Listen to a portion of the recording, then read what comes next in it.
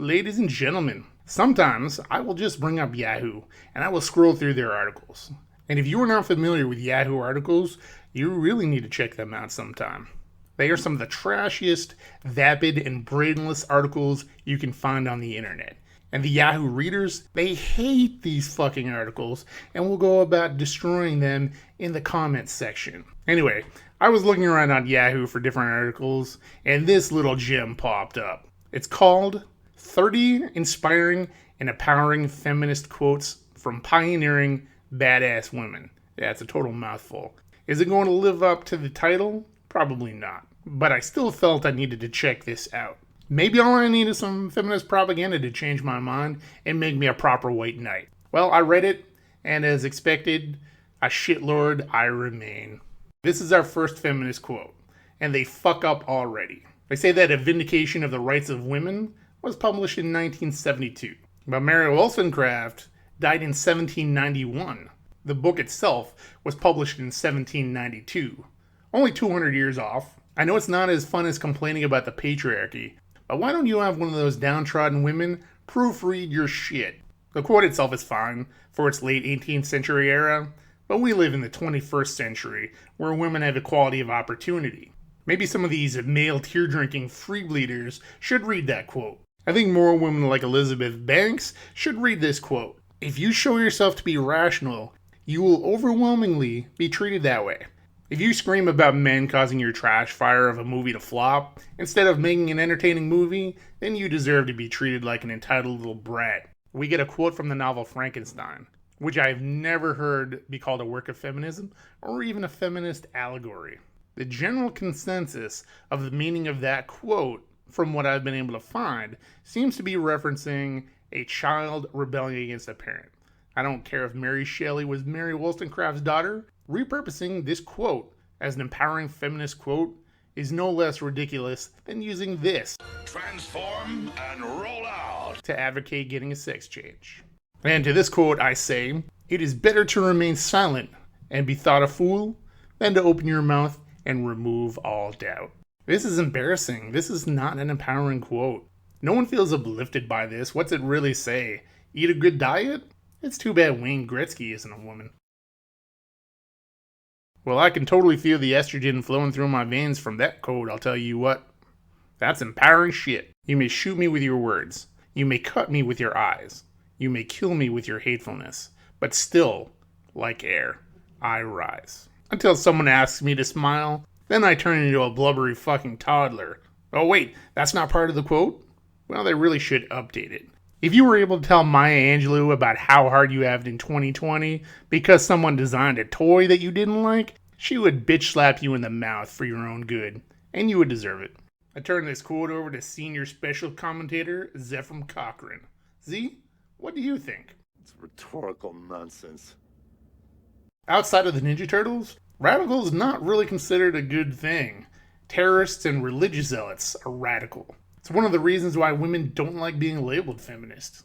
Maybe women think the threat of an imaginary hell is better than being associated with someone who has been the subject of an FBI criminal investigation. Considering all the surgery that Cher has gone through, it actually would not surprise me at all if she was a man. This is a very flowery quote that's probably been used on many posters. That's fine.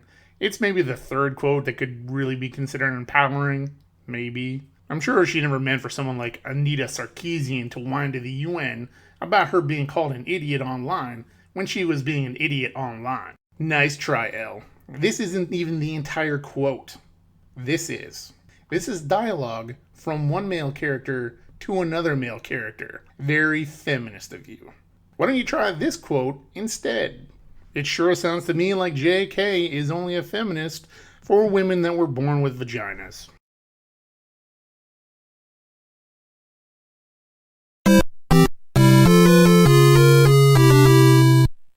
When I hear the term badass, Michelle Obama definitely comes to mind. That's my triumvirate. Theodore Roosevelt, Mr. T, and Michelle Obama. This quote is stupid once you think about it for more than 5 seconds. Fear is totally a valid reason to make a decision. If someone gave me a choice between swallowing a handful of drywall screws or a delicious wild cherry Pepsi, sure, I could swallow the screws, ignoring my fear of extreme pain and possible death, hopeful that the screws don't shred my digestive system on their way back out. And there may be a slight possibility that they don't. But I'm choosing the Pepsi every time. When the whole world is silent, even one voice becomes powerful. Right until it starts complaining that her women's studies degree won't get her a job that pays the same as a neurosurgeon. Well, there you go, ladies.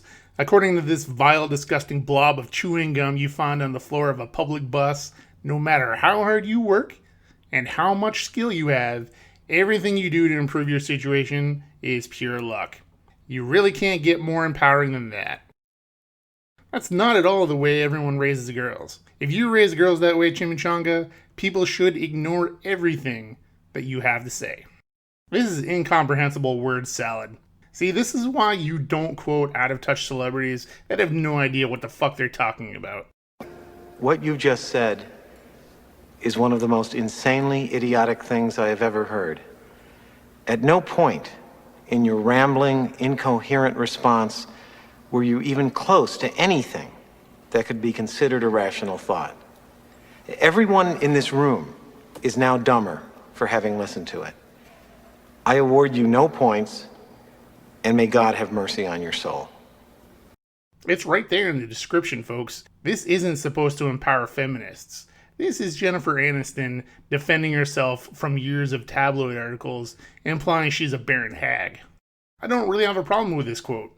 It's just too bad it comes from a spineless, black-hearted, power-hungry opportunist. I feel like I'm being a bit generous with that description. So we should listen to her because her only notable achievement is marrying the guy who gave us the bat credit card? And this is some total listen and believe bullshit. I would think a lawyer would know better. Not every woman is a delicate, innocent flower that needs protection. Some are horse-faced fucking battle axes that deserve what they get. Others don't need your fucking protection. And if that bullshit is just too damn hard, drop out of school. Maybe go to Hollywood, sleep with Harvey Weinstein, get an acting career. Who knows? It worked for Jennifer Lawrence. This is the third total badass woman who married well. Good for you, Megan. You got out of the acting business before you were forced to take Skinamax or Lifetime movie roles. But marrying a prince doesn't give you any kind of authority to talk about empowerment. No one is saying women can't talk. They have that right. But if women say something stupid and people listen, they have the right to call you out on your bullshit. Well, I hope you never make another movie again. You feminists need to get on the same fucking page, because it would seem Bazooka Joe and Chimichanga both disagree with you. You can't have it both ways. You can't be stunning and brave and powerful and independent while being raised to be a diminutive housewife that is held back by the patriarchy and not allowed to speak. This is why women don't want to be associated with you, because you are a cult of pussy hat wearing clowns that can't be taken seriously. And that's probably as good a place as any to end this. I can't be fucked to read any more of this nonsense. As a man who loves women, fuck you, Elle, and fuck you, Yahoo. See you later.